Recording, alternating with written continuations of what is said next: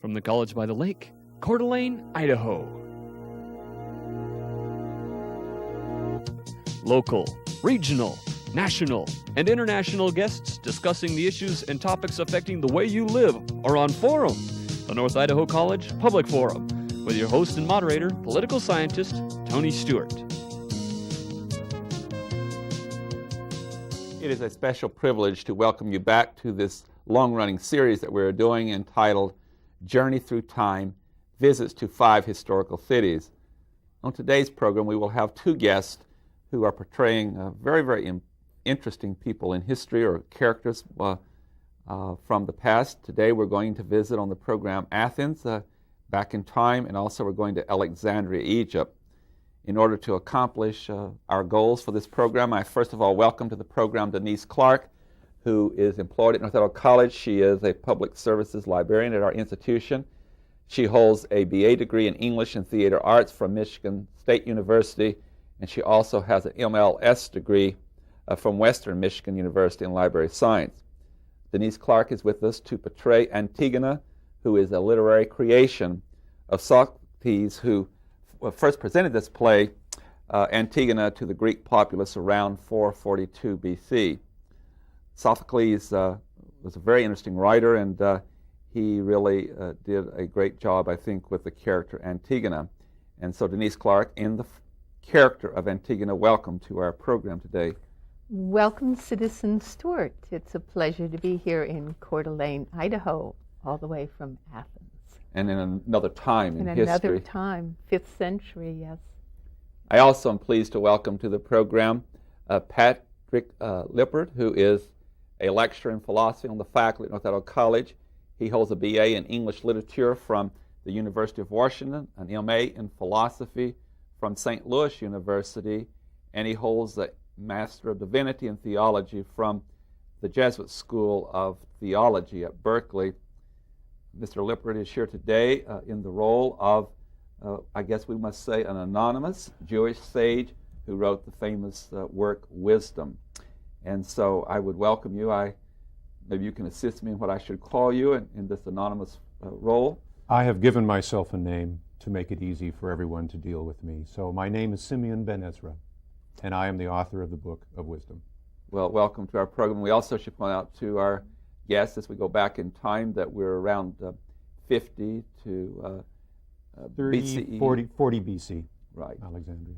And so welcome from Alexandria and welcome from Athens. Let's proceed into the program, and I'm going to ask, first of all, Antigone to tell us more about who you are in the time in which you lived and something about the role that you played in literature that has a very important message for us even in modern times.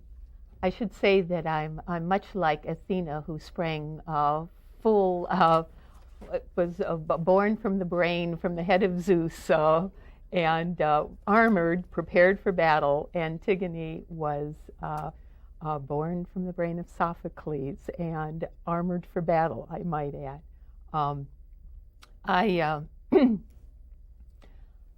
As Antigone, I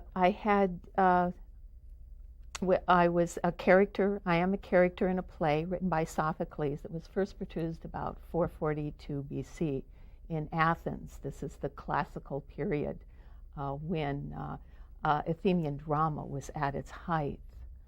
I am one of the better-known tragic figures, and my importance is I'm a figure who came into conflict with an authority, a figure, King Creon of Thebes, who put the state before individual rights and responsibilities. He deemed that it was more important that the citizens of Thebes be obedient to the rules, to the civil rules of the state, than that they follow their own conscience, that they follow the traditions as established by the gods, and that they have a voice of dissent within within the community, within the Greek, within the polis of Thebes. I was unfortunate enough to tell my uncle, Creon, the king of Thebes, that he was a fool when he told me that I could not bury my brother. And I chose to bury my brother, and I suffered the consequences of that decision. I was condemned to death. We shall proceed more with this struggle and what you went through in trying to defend not only certain rights that you believe that you had in relation to your family, but also the conditions and under the state in which you lived. Both of our guests today have somewhat of a dilemma that they are facing in relation to that issue. But I do want to welcome for some conversation our very wise guest, that's the Jewish sage, and please share with us, as we have with Antigone, what your message was, what your purpose was, or as you share that in more modern times. Well, once again, my name is Simeon Ben Ezra, and I am a Jew. And a Jew in the year 40 BC in Alexandria. I am a loyal and obedient to the covenant and the law of our fathers, and I uphold the traditions of my people. But I do it in a Greek city. In fact, I do it in a city that is pretty much the center of learning at this particular time. We have the largest library in the Mediterranean world, and we are surrounded by the achievements, the dazzling achievements of Greek culture, Greek philosophy, Greek history, and Greek literature. And how do we, as a people who basically organize ourselves around an experience of God, around a revealed religion, relate to people who organize their lives around other principles? So my basic dilemma is the tension between our community and the greater Greek community in Alexandria, the tension between what you might basically call the sacred and the secular. This is the first time, I think, in our history when what we were going to come to call the secular world is finally beginning. And in Alexandria especially, which is a very cosmopolitan city, the secular world has already arrived, and we are a portion of it. So the question is, how do we build community? How do we build the right kind of relationships? How do we build civil justice amongst people who, some of whom are secular and some of whom are sacred-based in that sense?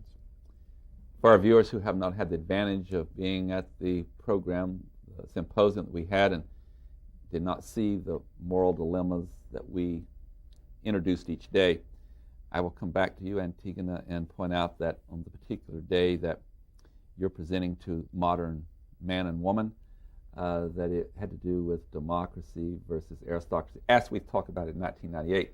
Now, I know those terms may not be in the same context for you and your time, which we indicate at the beginning of the program was a very long time ago. But am I correct to say that as you struggled with these issues, you seem to be saying to me that on the one hand you did respect a lot about the system. There were certain things within the system that I believe that you adhere to, but other things that deeply bothered you. Could you enlighten me more by indicating what the struggle was? You mentioned in the last part of your comments about the need to bury your brother, and that was foreign to the policy of what had happened to him. Is that correct? Exactly. And I might add that even during the 5th century Greece, in Athens at that time, there was also a tension between the secular and the religious, the traditions that had come down from the Homeric legends and tales. The observances, for example, the burial observances, which were a very important part of Greek public culture and were being taken over by the state. They were taken out of the kinship culture from which the state grew, and women began to find their roles circumscribed They began to have less of a public persona, in other words. And this is some of the tension that you see in the play also, was that the state is making the decisions about how kin and kinship should be observed. And Antigone is saying that I have buried my mother, I buried my father, and I will bury my brothers. Creon is stepping in and telling me, as a representative of the state, that I no longer have that option, though these have been traditions in place since time immemorial. So we're indicating with the growth of the state in this particular time in history that there's really a movement away from some of the freedoms and choices you had to more control from the state. Absolutely. Instead of progress toward more freedom, it was a regression. And especially for women. Women's roles became very circumscribed, and democracy in Athens in the 5th century was a democracy. It was a rule by men and for men, and I might add propertied men. Women and slaves and children had no role in this form of governance. May I follow up on this by saying that as we read history in our time, 1998, back to your time, we've often thought of Athens and the Athenians as really the roots of democracy and encouraging participation, whereas Sparta was very militarily structured, and we look at that often as the roots of what later has become known as the totalitarian system. But you're here testifying that you were having problems in Athens in this particular time to struggle with, particularly the role of children and women. Would you take us a little bit further into this by indicating how you did defy the state and you did bury your brother, and what was the consequences of doing that? Well, the consequences of my actions were simply death.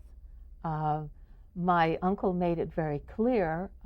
He said that one brother who supported me and fought for the city of Thebes will be buried with full honors. I said to my sister Ismene that Creon has declared that one of our two brothers will have honor in the tomb and the other none. Eteocles was the one that stood by his side. He stood by his side and fought to preserve the city of Thebes from my other brother. There was a warfare of leadership that occurred. And Polynices was killed outside of the environs of Thebes. And Creon's decree was that he was to be left there for the dogs and the birds to pick his bones clean, essentially. And I said that I cannot. I would spend the rest of my life grieving if I left my brother unburied. This was simply not an option I had. And we'll come back. To bury or not to bury. Right. I had to bury him. Regardless of the consequences. Regardless of the consequences. His honor was at stake, and I'm not just talking about his honor among the dead, his honor among the living, and my honor among the living was at stake. I had no choice. It was maybe the roots of such things as nonviolent civil disobedience that one would see in a later time in civil rights in another country called the United States. Yes, and obviously in visiting your country now here and observing how the many twists and turns that democracy has taken through the many, many years, that a woman like myself who had committed an action of this nature would be able to stand on top of a rooftop somewhere and shout out, "My uncle, Creon, the king, is a fool," and not have died for my actions. And we'll come back to what happened in that situation. But back to Mr. Benzarelli, you and I have had some conversations prior to this program, and from your book, Wisdom, and other activities, there is a real struggle within your own community, the Jewish community, your own religion. Mm-hmm. Would you share with us some of the contents of that struggle? I believe your advocacy is that the people should stick with and stay with the theology that you have and the orthodox positions, and you're concerned that some are leaving for another, one might not say theology, but the more worldly way of life and what the state had advocated. Right. There are two intentions behind my book. I am a Jewish sage, and wisdom is the most important thing to me. But then the question becomes, how does wisdom figure into my current situation? And the first dilemma and my first intention in the book is to keep my fellow Jews from leaving the God of our ancestors and our communal experience, our religious experience. Basically, when they do, they trade it in for what we're going to call Greek culture. They find the Greek culture so dazzling and so attractive that they cease being Jewish and attempt to become Greek.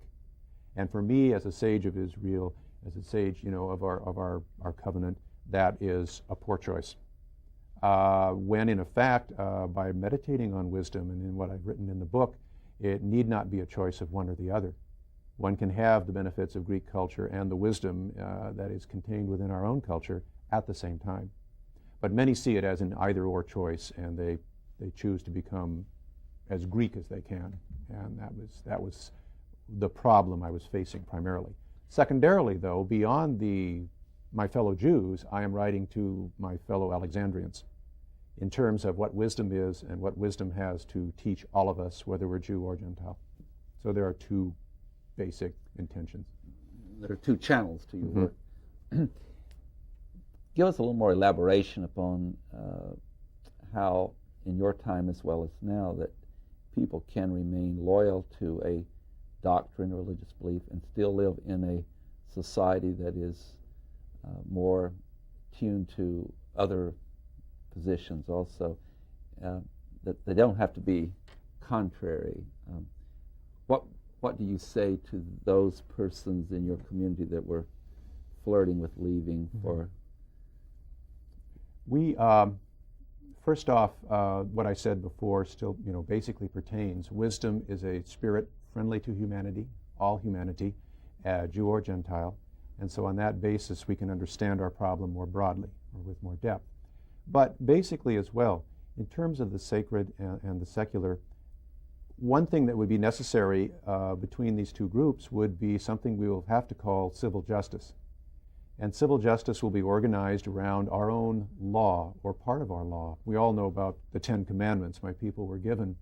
If you pay attention to the last 5 of the 10 Commandments, you will find the basic requirements of civil law, frequently called amongst my people the second tablet. And so Commandments 6 through 10 are the second tablet, and they are all thou shalt nots. The first tablet is thou shalt do something or something, but the last tablet is thou shalt not do something. And if you will observe those alone, you will attain a kind of civil justice which will allow us to live together in peace. Basically, they are all negative commands. I wouldn't want something had done to me, so I better not do it to someone else. I would not want to be murdered, so I better not murder someone else. And that's, what is it, murder, a Jewish sage, theft and adultery and covetousness are basically what we're worried about. If we can control those as negative commandments, we can have a kind of civil peace and civil justice. And that will allow the people based in a revealed religion and those not to exist in a just and compatible manner. As you moved forward and looking at the desire of some to leave, and with your wise writing, you were urging them to be loyal to the belief system. What else would you recommend that, other than writing and persuasion? In modern society, we've looked at law, and we've, in some societies, such as the United States, talked about through the Constitution the separation between the secular and certain tenets and ideas and principles. We often call this separation of church and state, which would be a term that would be maybe foreign to the discussions at your time, but I do know you were deeply concerned. And how did you approach this? What advice did you give, other than your writings and persuasion? Or were there any other things that you could do? Well, we could, in a sense. My writings, I basically would be what I did. My writings basically say that wisdom is, like I said, a spirit friendly to humanity that goes behind all the particular wisdoms and knowledges and principles that we derive from experience. And if we are schooled in this, and if we follow out this notion of wisdom in a lifetime's worth of study, we become aware of wisdom's presence behind all the knowledge that we have. We learn how to behave in the face of what we think is right. And on that basis, then, civil justice or civil peace can be a very deep enterprise, can be something that is very beneficial and meaningful to all of us, sacred or secular. But that takes a lot of effort and a lot of experience to have that feel for wisdom. But I think perhaps even in your own history, in your own country, there were some leaders who definitely had a feel for this wisdom. And I would cite George Washington, Abraham Lincoln. They knew kind of what was going on behind the scenes in terms of our history and where the real virtue, the real truth, and the real knowledge lay. There are some modern scholars who have suggested in our time that much of what has happened in the United States with Adams and Jefferson and others that you've mentioned, that they borrowed greatly from the Greeks. And the great Greek philosophers really laid down ideas and principles that we incorporated into our documents and into our political thinking. Would you agree that that is... Most definitely. We have 3 schools of philosophy in Alexandria. Chief among them for influence on your own people would be the Stoics. And the Stoics had a basic notion of equal human rights based on equal human nature. And they were the first ones to basically preach that. And that is available to us all, Jew or Gentile, in Alexandria. So we have a notion already of equal human rights. The way they explain the equal human rights we don't agree with, but the equal human rights is obviously something that has a touch of wisdom about it. And those are expanded and changed from civilization to civilization, from one time period to another one. Antigone, maybe we come back to you, and because of your courage and your determination to be loyal to your blood relatives and to challenge the state in some ways, explain to us what you went through after you did carry out your defiance of the new law that existed in relation to your family. Well, Crayon had ordained that anyone who buried the body of Polynices would die by public stoning in the city. And he did back down, I suspect because he knew that no one would pick up and cast the first stone. There was a pretty vocal contingent of Theban citizens who stood by my decision. So to carry out his edict and placate the gods, he had determined that if he interred me alive in a cave with a bit of bread and water, that he would somehow avoid the wrath of the citizens of Thebes and avoid the wrath of the gods. That wasn't the case. So rather than starve to death, I hanged myself in the cave, but I gave up more than just my life in defying Crayon. There's a multiplicity of moral dilemmas that I actually faced in making this decision. I've perhaps made it seem too cut and dried. I must do this, but one of the edicts of the state was that women would marry and women would bear citizens for the state. This was a strong imperative. Unmarried women were it was an unthinkable state for a woman to remain unmarried. I was to wed the king's son, Haman. And by deciding at such a young age to bury my brother and accept the consequences, I also then went against one of the very strong social imperatives and civic imperatives of my city-state, which was you will marry and you will bear children who will be citizens of the state. So perhaps the conflict, I know the conflict was much more complicated than initially it might appear. So that was. So Miss Antigone, you really were on more than one front concerned and also challenging the really rigid, a new system put in place. And I was a woman who did so. The women of Thebes had, as I said, they were not considered citizens only for the purposes of producing citizens, male citizens, who would have voting rights and voting powers. But for a woman to stand and challenge a man was an inconceivable occurrence, situation. And to call the king a fool, even more so.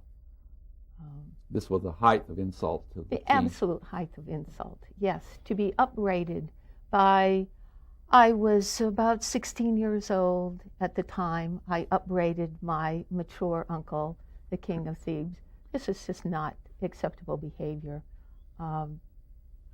My uncle declared not only that I was to die, when my sister Ismene said, how can you put to death this woman who is to be your son's wife? Creon said, there are other fields to plow. My son would not possibly be interested in a woman who is a traitor. What a cold armful of flesh that would be, to wed a woman who was not obedient, and who committed a traitorous act. So you really were a property, very similar to what would happen in the United States with slavery later. Oh, absolutely. Absolutely. So it's a forerunner of what would come later, and also messages in both cases. We have less than 2 minutes, Mr. Benzreli, and we all look at your day and we talk about free expression versus censorship. And in the brief time we have left on that moral dilemma, as you come to visit us in a modern time, how would you express from your viewpoint that dilemma? In effect, there's not a lot more freedom of expression here than there was in Alexandria, except that here it's been recognized and made lawful. It has been specifically recognized as a right, specifically recognized as something that ought to be. We in Alexandria had a lot of free expression, but it just happened because of the nature of the different groups in the city. We had a certain balance of power, and each of us would speak our minds. On that note, I have to bring the program to conclusion. On behalf of our staff, we thank both of you very, very much for being with us. It's been very informative. And ladies and gentlemen, I would invite you to be with us again next week at the same time, when we will continue our journey through time with historical visits to cities around the world. Until then, please have a good week. I am Tony Stewart.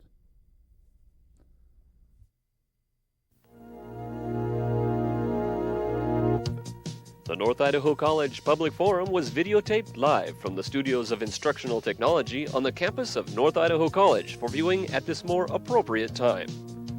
We invite you to join us again next week for another all-new edition of the North Idaho College Public Forum on this public television station.